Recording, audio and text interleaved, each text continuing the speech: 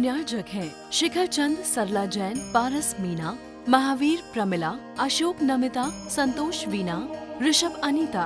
पुत्र पुत्रवधु CA Abhinav, CA Priya, advocate Himanshu, advocate Neha, doctor Shubhanshu, doctor Prajvi, पुत्र पुत्री अनुराग, आर्ची, देवांशी, जयांशी, पौत्र पौत्री अरुषा, अनुष, अरहम, मायशा, व्यांश एवं जैन पौटल्या परिवार 12 राजस्थान। पुत्री दामाद अनुभा आदित्य, आशिमा लक्ष्य, अनीशा आयुष, अनुकृति राघव, सुकृति अनुभव, दोहिता अयांश अर्निक, बहन बहनोई शारदा अरविंद बिलाला, मंजू अशोक सोगानी, राजेश सुभाष सेठी, निर्मला अरुण पाटनी। बोलिए पंच परमेष्टि भगवान की, भगवान महावीर स्वामी की, अहिंसा परमो धर्म की, परम पूज्य आचार्य मानतुंग महाराज की, परम पूज्य आचार्य गुरुवर श्री विद्यासागर जी महाराज की, परम पूज्य आचार्य श्री समय सागर जी महाराज। हम सभी रोज की तरह आज भी पुनः उपस्थित हुए हैं। कुछ दिन पहले मैंने भक्तामर पर कुछ चर्चा करने का मन बनाया था, लेकिन शारीरिक प्रतिकूलता होने के कारण 10-12 दिन का एक अंतराल पड़ा।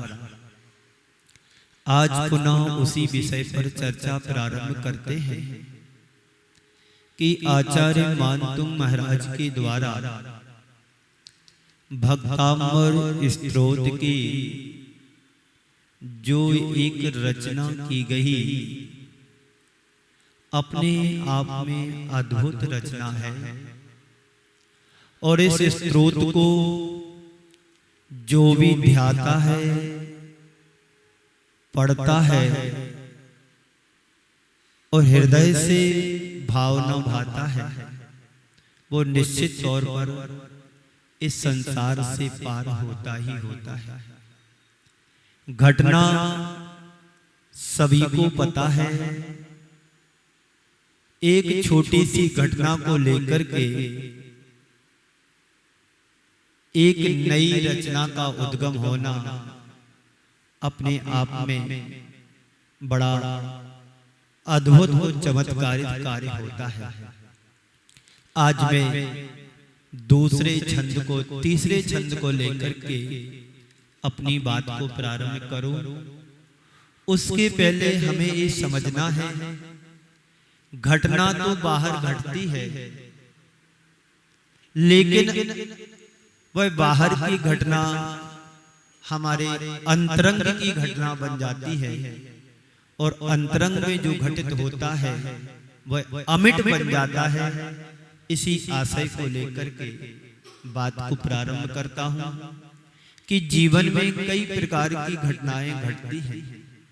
आप लोगों के जीवन में भी घटी होगी, और एक क्रम निरंतर चलता रहता है। कहीं पर छोटी घटनाएं घटती हैं तो कहीं पर बड़ी घटनाएं घटती हैं, पर वो घटनाएं घटती रहती हैं और घट कर के चली जाती हैं। लेकिन कुछ ऐसी घटना आचार्य मानतुंग महाराज के जीवन में घटी, वो अंतर घटना बनकर के उनके अंदर एक नया उद्गम स्तोत्र का सृजन हुआ। वो आपके बीच में है भक्तामर स्तोत्र। और घटनाएं हैं जो घटनाओं की तरह घटती हैं और घटकर के वहीं सिमट जाती हैं। लेकिन कुछ घटना ऐसी होती हैं जो घटना नहीं, अंतर घटना बन जाती है। आचार्य मानतुंग के साथ जो कुछ भी घटा, यदि हम ऊपरी तौर पर देखते हैं, ऊपरी तौर पर घटना थी, पर इस घटना के निमित्त से उनके अंदर एक अंतर घटना घटी और उस अंतर घटना के परिणाम स्वरूप ही भक्तामर स्तोत्र का सृजन हुआ। जैसे महान स्तोत्र हमें प्राप्त हुआ, अगर राजा ने मानतुंग आचार्य महाराज के लिए कैद नहीं किया होता, आचार्य मानतुंग महाराज के ऊपर उत्सर्ग नहीं किया होता,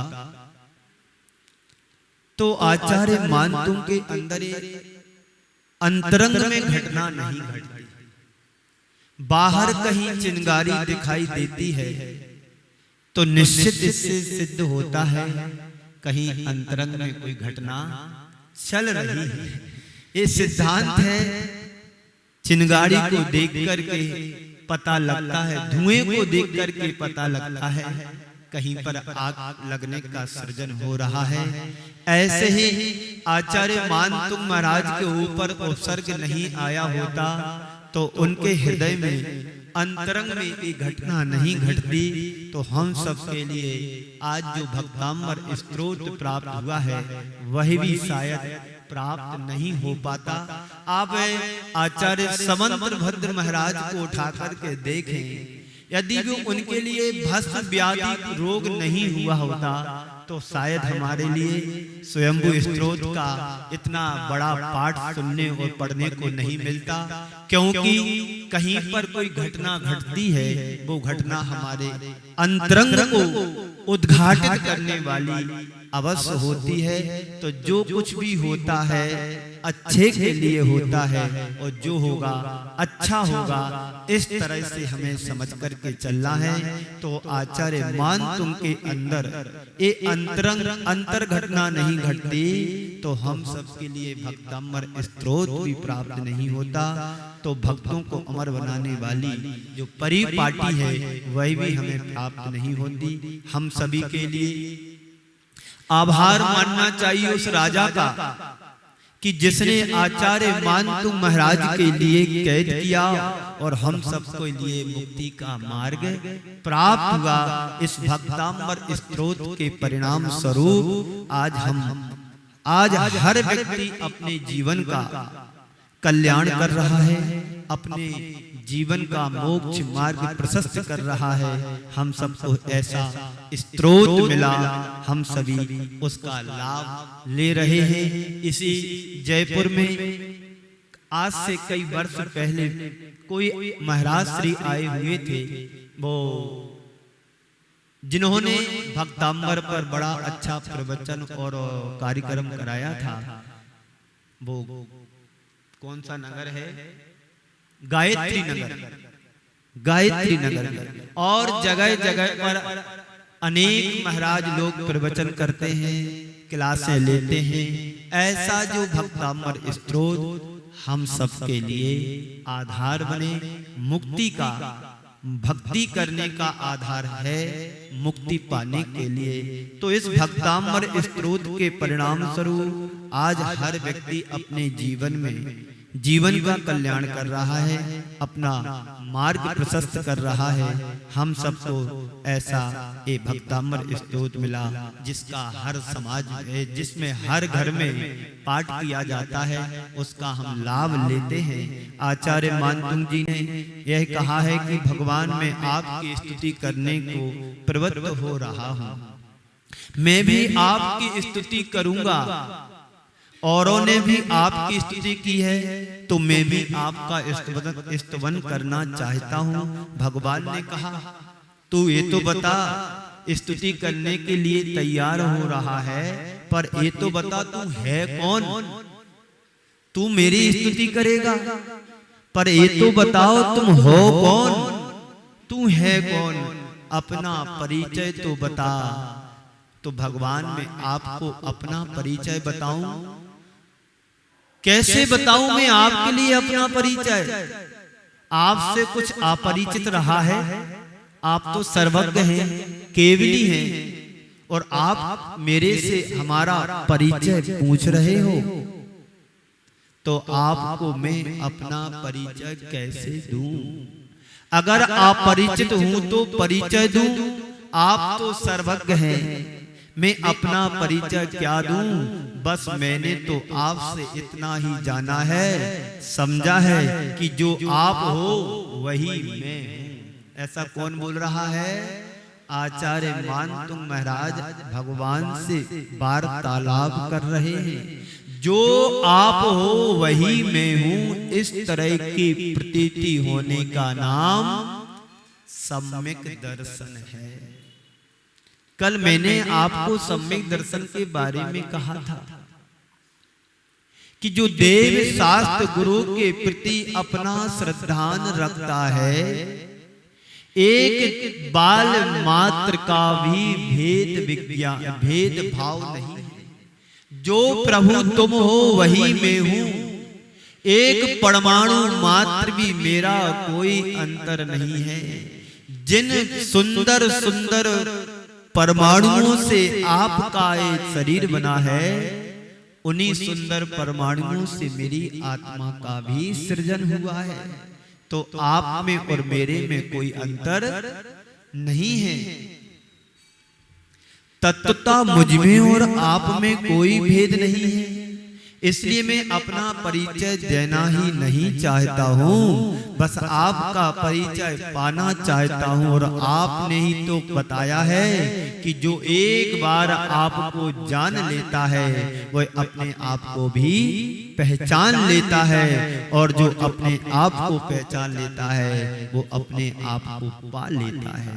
हे भगवान, आपका परिचय होते ही फिर मुझे किसी अन्य परिचय की जरूरत नहीं है। ऐसा आपने ही तो कहा है, भगवान ने ही तो कहा है, आचार्यों ने कहा है। क्या कहा है? जो जानदि अर्हंतम, जो जानदि अर्हंतम दब्बत गुणत पज्जते ही, सो जानदि अपाड़म मोहो खलु जादी तस्। आचार्य यहाँ पर कह रहे हैं, जो एक बार अरिहंत को जान लेता है और उनकी द्रव्य गुण और पर्यायों को एक साथ जान लेता है, सो जानदि अपाड़म, वह अपनी आत्मा को जान लेता है। मोह खलु जस, मोह खलु जाति तस् लयम, और उसका ही मोह रूपी कर्म नष्ट होता देखा गया है। जो अपनी आत्मा को पहचान लेता है, जो अपनी आत्मा को जान लेता है, उसका निश्चयता मोह रूपी जो कर्म है वो नष्ट हो जाता है। सो जो जानदि अर्हंतम दब्बत गुणत पज्जते ही, सो जानदि अपाड़म मोहो खलु जाति तस्लय। जो अरहंत भगवान को उनके द्रव्य गुण पर्याय से सहज जानता है, वो अपनी आत्मा को जानता है और अपने आप को जानता है। और जो अपने आप को जानता है उसका मोह नष्ट हो जाता है, क्षीण हो जाता है। तो प्रभु, मैं अपना परिचय देने के लिए नहीं, मैं तो आपका परिचय पाने के लिए आया हूं। आप भगवान के चरणों में जाते हो, क्या अपना परिचय बताते होते कि मैं रामलाल आया हूं, मैं श्यामलाल आया हूं, मैं सागरमल जी आया हूं, मैं सौभाग्यमल जी आया हूं, मैं प्रेमबाई आया हूं, मैं सुंदरबाई आई।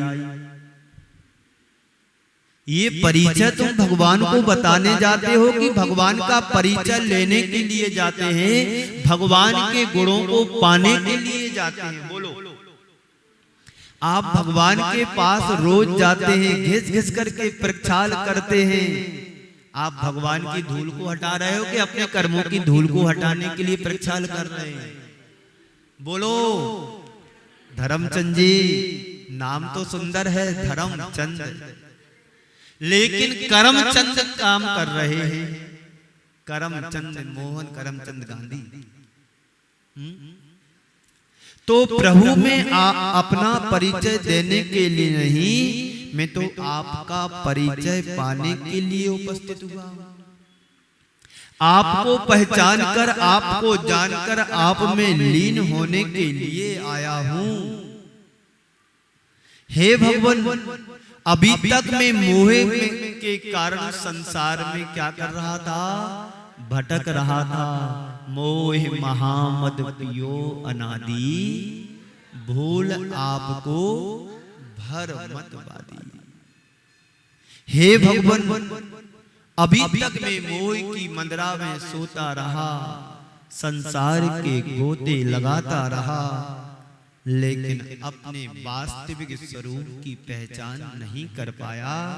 अब अपनी पराधीनता की बेड़ियां तोड़ने के लिए आपके चरणों में आया हूं। प्रभु, आपके चरणों में आकर के फिर भी आप कहते हो मेरा परिचय क्या है? देखो कैसा प्रश्न प्रति प्रश्न चल रहे हैं प्रभु, और आचार्य मान तुम के बीच में, तो आपके आगे में क्या हूं? अगर आप मेरा परिचय पूछते हो तो जिसके आधार पर अपनी पहचान बनाता आया हूं, उस दृष्टि से यदि देखूं तो मैं एक आकिंचन प्राणी हूं, मैं कुछ भी नहीं हूं। भगवान, मैं मानतुम आपके चरणों में आया हूं। कोई संत, कोई मुनि, कोई आचार्य नहीं हूं। दुनिया की निगाहों में संत मुनि आचार्य होऊंगा, लेकिन आपके श्री चरणों में आया हूं एक बालक बनकर के। बाल बुद्धि को लेकर के मैं आपके चरणों में आया हूं। शक्तिहीन हूं, बुद्धिहीन हूं और लज्जाहीन बनकर के आया हूं। क्यों?